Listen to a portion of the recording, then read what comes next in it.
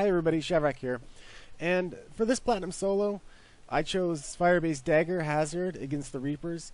Last night, Invader 1 and myself, we were kind of talking, and we have no record of anybody recording this map being soloed. So, as far as we know, this is the first recording, actually the first of two recordings, because Invader also this morning did a solo on this very map. So we're going to be releasing the first of two recordings each, grand total of 2 of Firebase Dagger Platinum solos.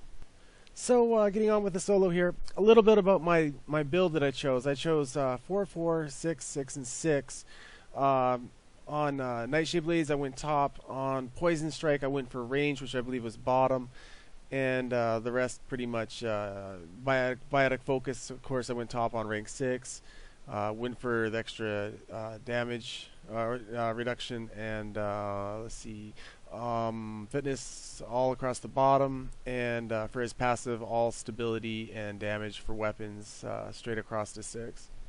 So for the weapons, I chose the Wraith, very, very light shotgun, and the Acolyte with the lightweight mod, keeping my power recharge at a really quick refresh rate.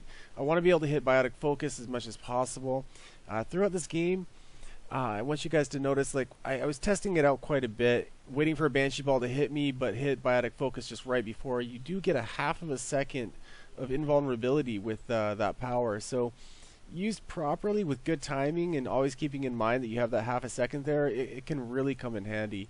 Also combined with the Cyclonic Modulator 4, and for my gear bonus I chose the shield booster, and you get a percentage of your shields back basically. So the larger your shields are, the greater the amount of shields that you're going to get every time you press that panic button, that Biotic Focus right bumper there.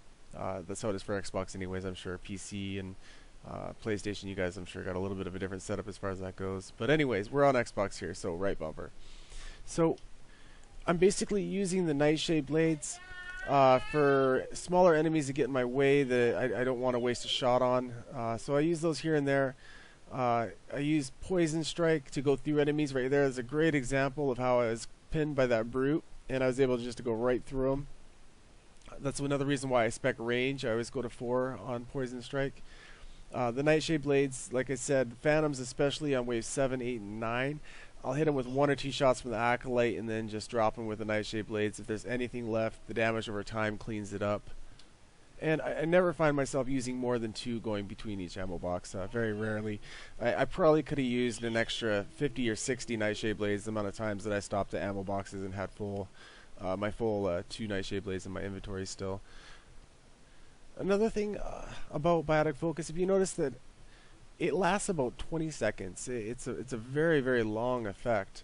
It gives you, the way I have it spec'd, I believe it went top, and top, which gives me damage reduction, and it also gives me duration, I believe. So I'm doing about, every time I'm in that Biotic Focus, where that power is enabled, I'm taking 25% less damage. So it's a great damage reducer as well as a great panic button to help give you a little bit of shields back whenever you might need it. So, you know, like for example, if your shield gate gets broken, you just hit that button really quick, you got your shield gate back again. It's very handy. She's got really good mobility too. I really enjoy how fast she is on her feet. I think that a lot of people are turned off by her because she doesn't really contribute a lot to a team. She's kind of more of an all-in-one package. Like, she's very good in solo and duo situations. It's almost like she's built for soloing, it feels like. How you can go through enemies when you're rotating around the map. The Nightshade Blades are just so powerful that, you know, anything small that gets in your way, if you haven't reloaded yet, you can just pop a Nightshade Blade really quick. It will cause a damage over time effect, and it will also paralyze whatever you hit with the Nightshade Blades. So, oh, sorry, that's my son, by the way. He's very vocal, so if you hear him in the background, I apologize. So, I've talked about the build a bit. I've talked about the weapons I'm using and why. Oh, one more thing, incendiary rounds. I have fallen in love with incendiary rounds.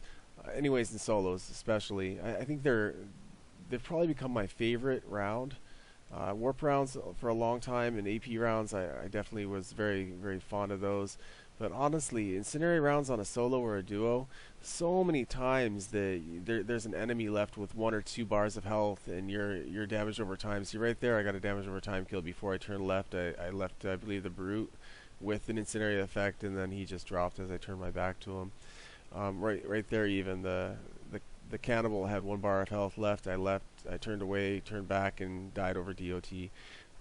Incendiary rounds are great. And there's that poison strike again, just so good. It makes it so you can dictate the pace of the fight. You can basically move around the map, go whatever direction you want. I really like on this map to almost run kind of like a figure 8 pattern. I'll show you what I mean here in a second. So basically, I'm halfway through the figure 8, and I'll be doing the loop. If I go underneath the bridge and straight across the map, that's the cross on the figure 8. So once we get over here to the other side of the map, I'm gonna go over my rotation for this board. So right here, this is the point where I start.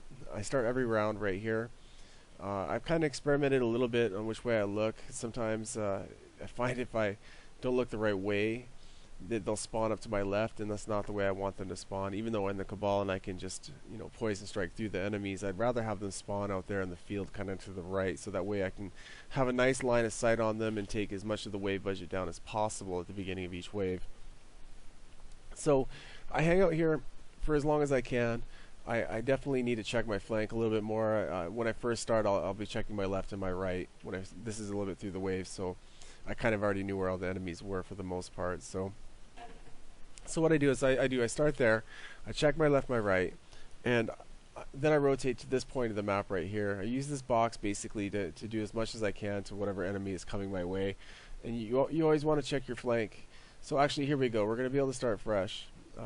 Looks like I didn't have my I wasn't appearing I wasn't appearing busy, so I was getting notifications. So I apologize for that too.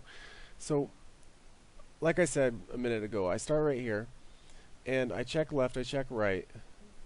And as you can see, I got all the enemies spawning over that way across the way. I got a juggernaut on this wave. It's a pretty hectic wave.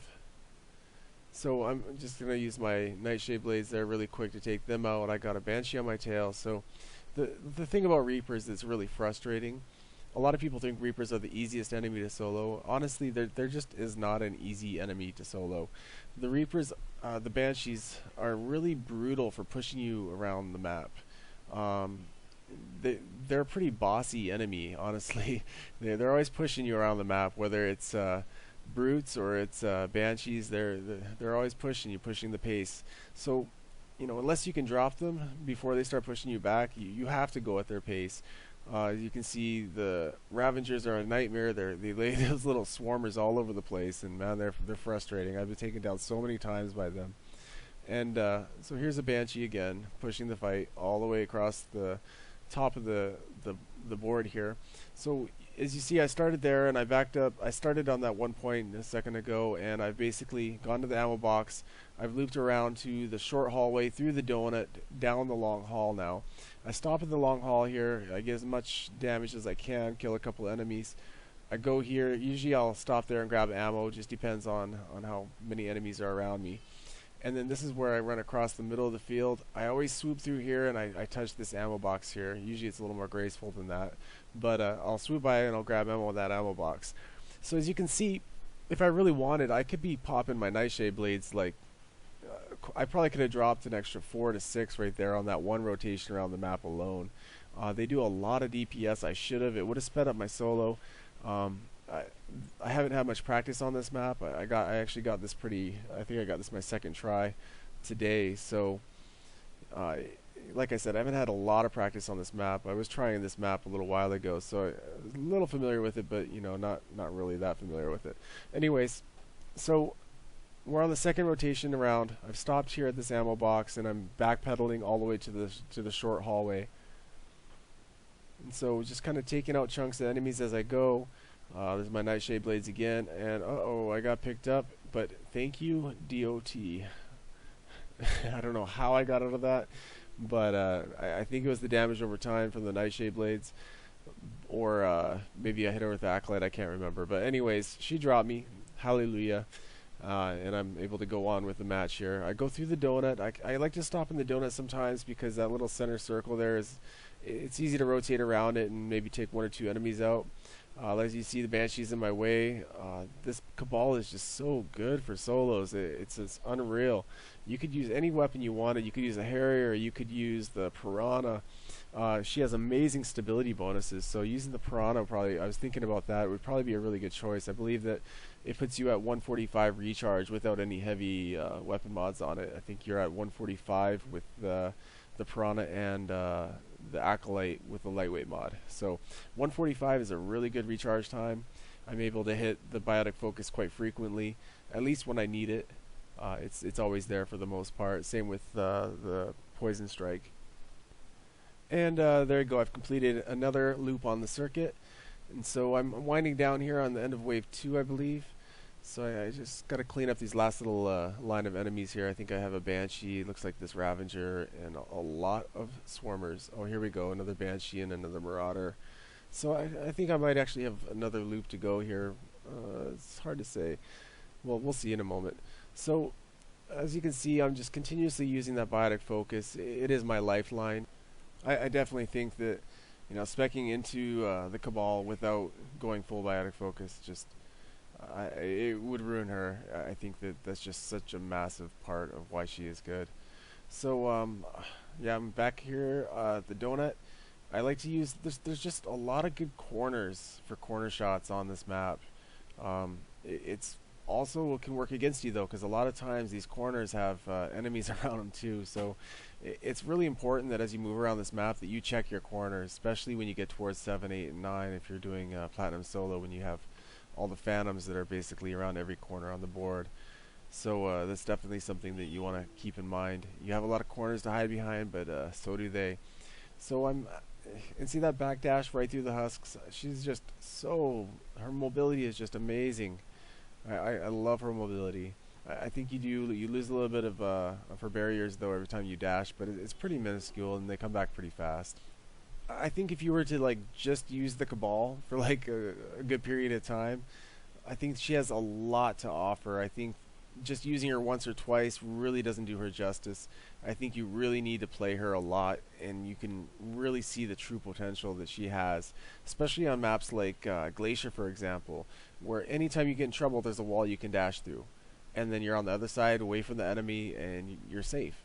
So her solo potential, like I know I said this before already, but I think that she has just amazing solo potential. This is my first solo that I've done with her.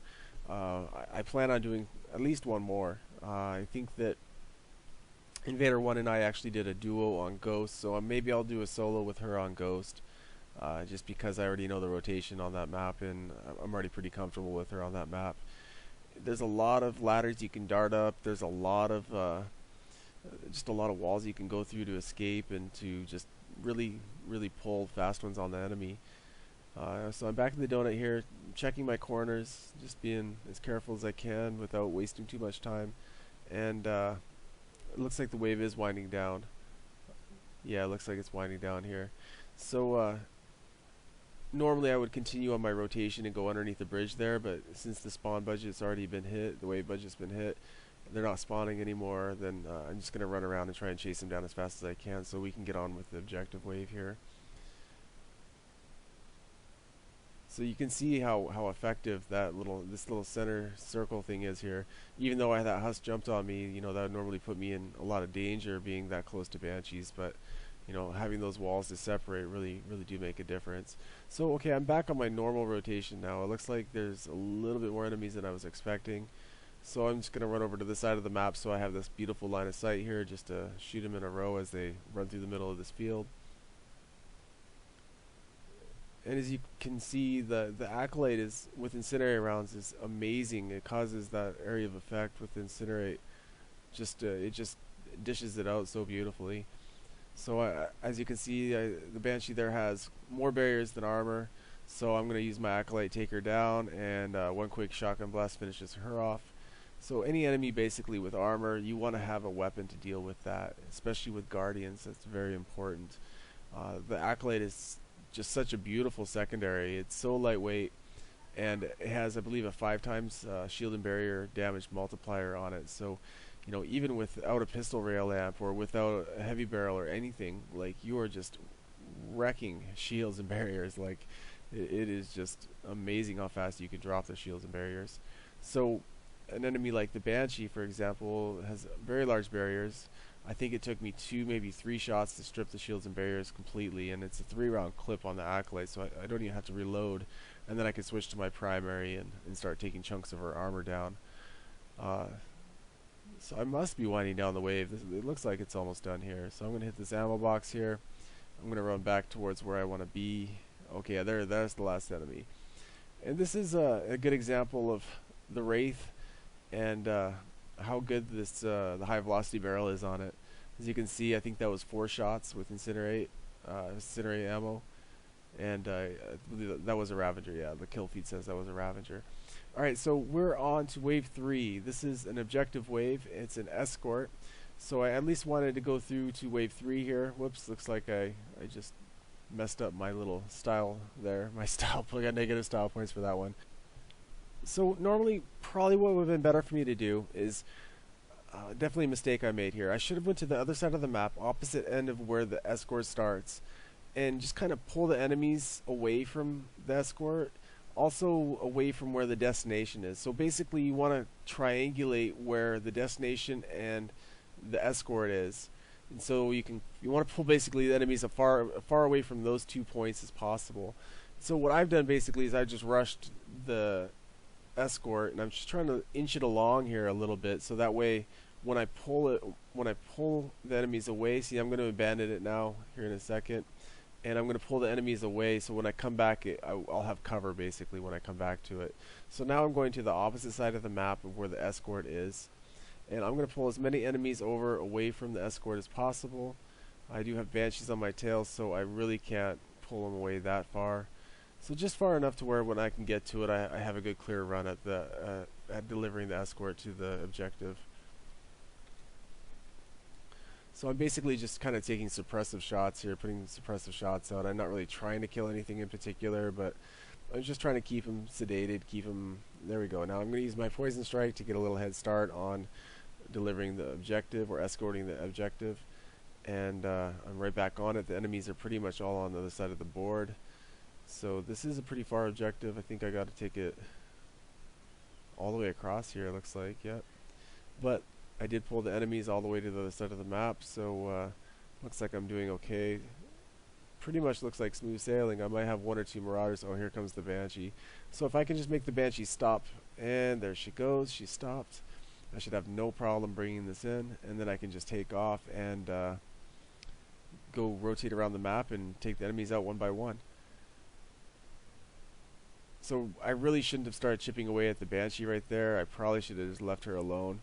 I did that quite a bit this game. I don't know what my problem was. I should have just left the Banshees alone completely, just gotten all the small enemies and then worried about her, because I can't tell you how many times I took all of her barriers down and maybe just like 1 or 2 bars of armor, and then just to have her refill all of her barriers again and then just keep chasing me. So I think that, you know, to some degree you have to put some damage into her, but just maybe enough to make her stop jumping and pushing you so fast.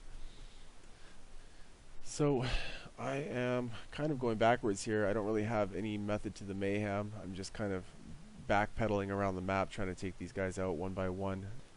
I think actually the only method to the mayhem that really needs to take place here is that while you're backpedaling, while you're dealing with these last remaining enemies, that you killed the last enemy at least kind of close to where your starting point is, so that way you can be ready for the following wave and not be running across the map as fast as you can trying to control the spawn, which could put you in a bad situation and potentially could end the game. So we got the beginning of wave 4 started here. I'm doing well. I got 3 waves survived, and just got the objective done. Haven't used any equipment. Oh, I used 1 survival ops, so not a perfect game, but still, it's a decent game. So far, so good.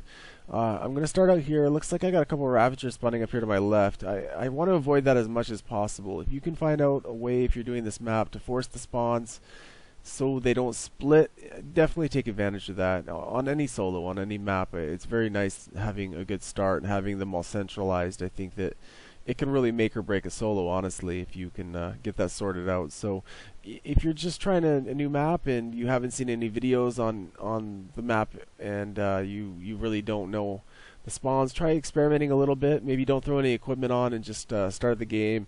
Try some different spots, see where you can force the spawn to, and try and find a favorable spawn that you can start each match with. And that will really help you in your success and your road to success in doing platinum solos. It's kind of what I did with this map. You know, I definitely had when I first tried this map, it was working. Like, I tried it a while ago before I was doing some of those other solos I did. I was doing it with Alliance Infiltrator, and I was trying to do a perfect game on it. Came really close once. I actually made it to round 10. And when I was doing the second device, I had an Atlas down me, and then the repair matrix made me get up without me wanting to get up, and a Banshee in one motion teleported over my body and picked me up. And that was kind of my last attempt on this map, actually, and that must have been at least a month ago. I don't think I tried it too much, but I kind of just put it on the back burner because a little stressed out about that. And Invader was doing all these, you know, these flawless goals and flawless platinum solos, and you know, he's telling me about them, so I was really trying hard to make this one flawless. Not this particular one, but I was trying to do a flawless on this map. But it never worked out. Like I said, I had that wave 10 mishap, and then that was the end of that. So right here is another great example of Poison Strike. I was in trouble on the other end there, and I just went right through all of that material to the other side on the map, and I am just in a much better situation now because of it. So anyways, I'm getting off subject here. Like I was saying, I found that spot, you know, that I was able to force a spawn where I wanted it to be, and then I was able to rotate, and it just kind of seemed like it worked out in a figure 8 pattern. Most solos, I think you'll find that people kind of do a circular motion or something like that, or you know, a square, or they'll follow the outside of the map. But for some reason with this map, I don't know if it's going to work for you or not, but for me, this figure 8 pattern has really worked out. Maybe it's just because of the elevation here that I was able to take advantage of it and centralize them either up in the long hallway or out in the open and just kind of run past them and get through to a nice point of cover when I go underneath the long hallway or the bridge, whatever you want to call it. So, you know, this figure 8 pattern, I definitely would recommend you trying it out if this is something you're interested in trying to solo. It's worked for me. Wave 7 and 8 and 9, I kind of ran around a little bit more. I definitely improvised more. Only on this attempt, actually. On previous attempts, I've actually stuck to the figure 8 pattern and been just fine with it. But on this one, I kind of just went on a phantom hunt. I was just running around looking for phantoms, killing an odd marauder, but mainly just looking for phantoms. I was using the Nightshade Blades with the Acolyte, and I had success with it, and I was able to extract. So it did work for me that way. Like I said, on previous attempts, I have stuck to the figure 8 pattern that I'm doing right now. Anyways, that's pretty much the gist of my strategy. So I think I'm going to leave you guys with the remaining of the solo, the rest of the gameplay with some game volume. I hope that you guys enjoyed this video. I hope it was helpful. I really hope that if you guys have any questions, that you guys leave it down in the discussion board underneath. Leave your comments, leave your concerns. I do try to respond to every single comment on the boards. I try to respond to all personal messages. So, you know, if you guys got any questions, you need any help, just let me know. I'm there to help. Okay, guys. So until next time, thanks again, and take care.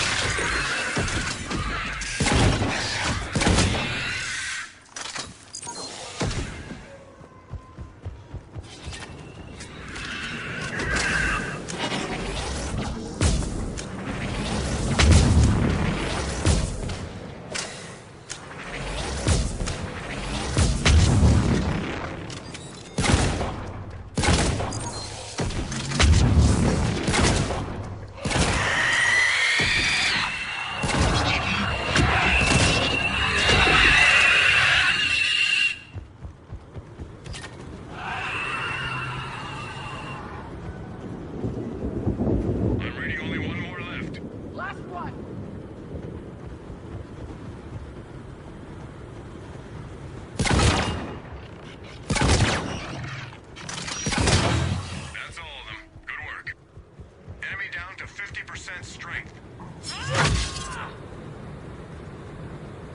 They're looking for a military hard drive lost in this area. Locate the object and bring it back.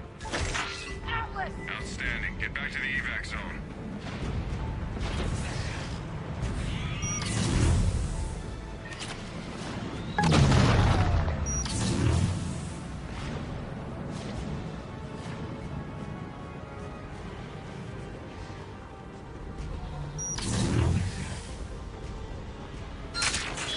Object has been recovered. Nice job.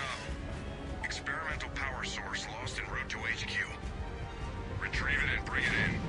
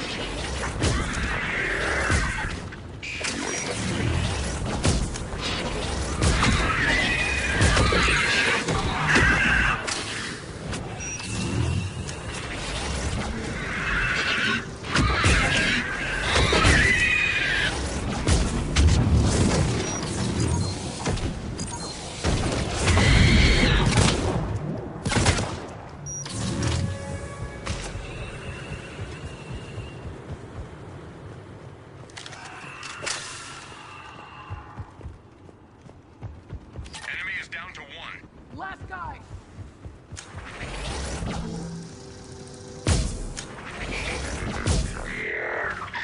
Mission accomplished. That's it! Enemy is regrouping. Time to reload. Enemies approaching. Got it!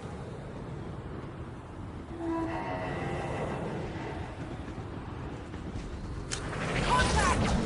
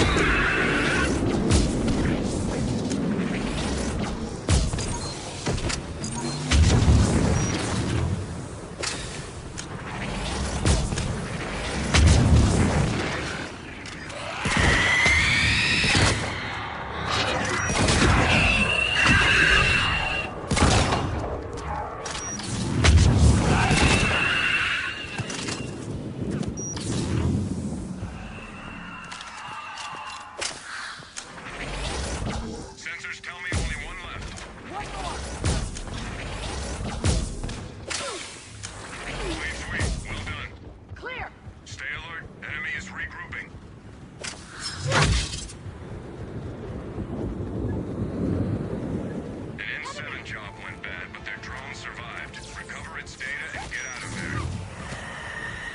Acknowledge. Nice. So the drone will go dark again. Drone went dark. It needs a friendly by it.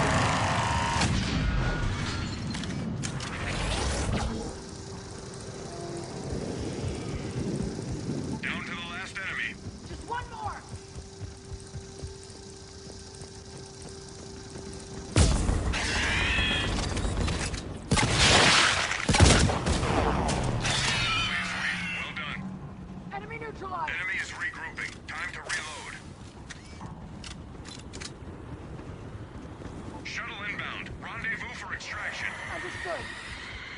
Come on!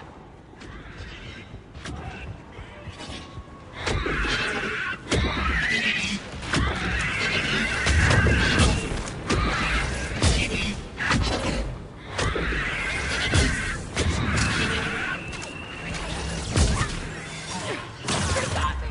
Shields down! They got me! Team member is hurt. Shuttle on its way.